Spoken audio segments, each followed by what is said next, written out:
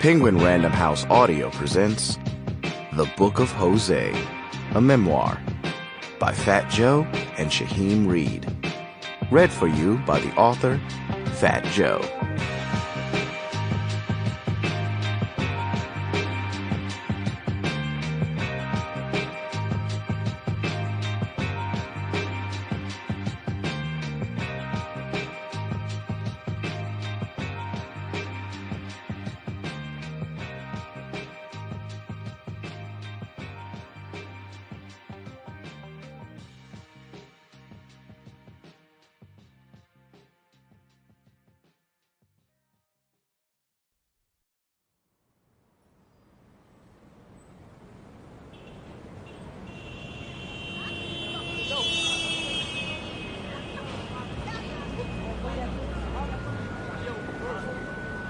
Part 1, Bronx Tales. Chapter 1, The Birth of Joey Crack. The streets crowned me, the realest walking the earth. I earned it. Motherfuckers have been trying to kill me my entire life in one way or another. I've been shot multiple times in front of my mother. When I was just 10, a grown man named Papi Loco wrongfully accused me of trying to kill his infant daughter by throwing batteries from the roof of Forest Houses projects in the Bronx, and then pummeled me until I was bloody and had a concussion. When I was a young teen, a street don tried to scare me to death by threatening me to stick my entire arm in a meat grinder.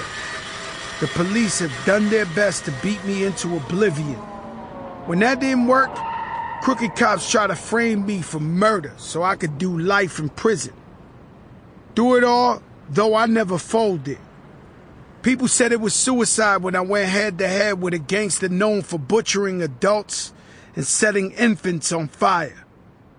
I squared up with the feds when they tried to stop me, and just when I thought shit was sweet, some of my best friends and family died or went to jail or betrayed me.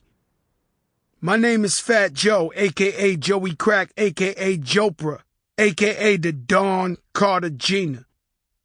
But on August 19th, 1970, I was born Jose Antonio Cartagena at Bronx Lebanon Hospital. The South Bronx, to be exact, an auspicious and ominous birthplace. Life in the South Bronx could feel like a movie. What kind of movie? Here's an emblematic South Bronx tale. 16 years after I was born, right across the street from Lebanon Hospital in the Fulton Avenue tenement projects, a 20-year-old Larry Davis got into a shootout with damn near the whole police force. Not only did Davis get out there alive, he left 6 cops filled with lead. He was like a hood superhero. Nobody could believe his story. He was eventually caught after a 17-day manhunt, but in court, his lawyer's defense was corrupt police were trying to frame Larry for the murders of some drug dealers. And when they stormed his sister's apartment, they were trying to kill Larry, not apprehend him. The defense worked. Larry Davis was acquitted of all charges except illegal gun possession. God bless the dead. Davis was eventually killed in prison in 2008, where he was doing time for a case unrelated to his famous shootout. Me? By the time Larry Davis made his mark, I had already been earning my own stripes as a shorty. My history with violence started almost as soon as I got out of the womb. I'm the youngest of 4 kids, the baby of my family. My mother, Ruby, had 2 sons and a daughter before me, Angel Jr. Raymond and our sister Lisa. Ruby got married to their father, Angel Cartagena Sr., when she was still very young. Angel was a bad guy who intimidated everyone around him. He was in jail when my mother met my father. And Nestor Delgado had just moved to the U.S. from Cuba. And Nestor, or Ernest as he was called in this country, was a little guy. He had a big heart, though. My father busted his ass to provide for us. He was a baker. He was a carpenter. In the summertime, he would sell ices and pastelillos in Crotona Park. He taught me what it meant to be relentless. Ernesto always worked hard, but he went extra hard in pursuing Ruby. My mom is a beautiful Puerto Rican woman. Both her parents are from the island, but her father is Taino, one of the indigenous people of Puerto Rico. My grandparents migrated from PR to the BX when they were still teenagers, and that's where they raised my mother. Whenever my grandfather's family would come from Puerto Rico and visit us in the Bronx, which would only be about every 5 or 10 years, they come dressed in traditional garb. My great aunts and them wore moccasins and reminded me of images I'd seen of Native Americans. Ironically, my grandfather was named Cowboy. My mother and her family all lived in the same building as my father's sister Esther. Yes, I had a real-life Aunt Esther before that name became famous via the classic sitcom Sanford and Son. My aunt was nothing like LaWanda Page's outrageous Bible-toting character, though. God bless them both. Once when my father was hanging out with Esther, he laid eyes on my mom, and it was love at first sight for him. He would see my mother all the time and go try to rap to her. He didn't care that she had 3 kids already. Shit, he had 9 himself. They were back in Cuba with his wife. Stay tuned for the story down the line. Ruby and Ernest started spending time together, and the next thing you know, she became his girl. They moved in together with my mom's kids in the Bronx Forest Houses projects on East 165th Street and Trinity Ave.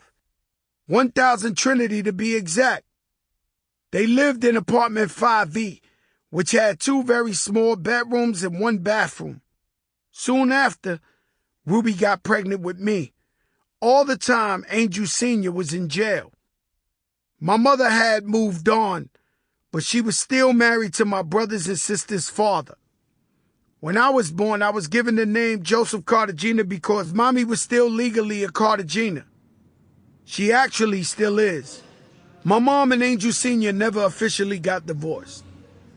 Angel got out of jail damn near right after they cut my umbilical cord. Back on the streets, he caught wind of my birth and made a beeline to the PJs. He started yelling in front of the building, threatening to kill my mom. Then he threatened to kill my dad. Finally, he declared he was going to kill a baby. What the hell did I do? I wasn't even a full 2 months old, already in the mix. As Angel was making his way into the building, my mother frantically ran out the apartment with me in her arms and gave me to the neighbor down the hall. My mother's instructions were concise. Don't open the door under any circumstance. Angel finally made it up to the 5th floor and started banging on my parents' door, yelling once again he was going to kill the baby. The men in the building heard the commotion and gathered together to confront Angel. They told him, "You can't be threatening her." When Angel Sr. resisted, the men in the building busted his ass. They beat him to a pulp, then dragged him out the building and told him to never come back. Angel came to accept my mother and dad's union without any more threats of violence.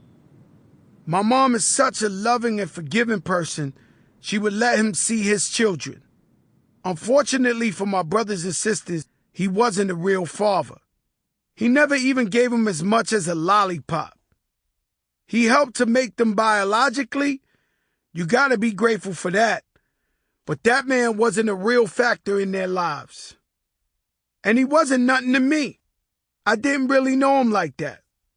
I might have seen him once or twice when I was real little. He would look at me and I would look at him like he was weird. I don't know why. I didn't know the story of how he vowed to kill me. I just knew I didn't like that man or anything that came with him, even his family, who I'd see whenever they came to visit my sisters and brothers. I didn't like them either. It was just in me. My mother would be like, "This is your sister's aunt." I'd be like, Sample complete. Ready to continue?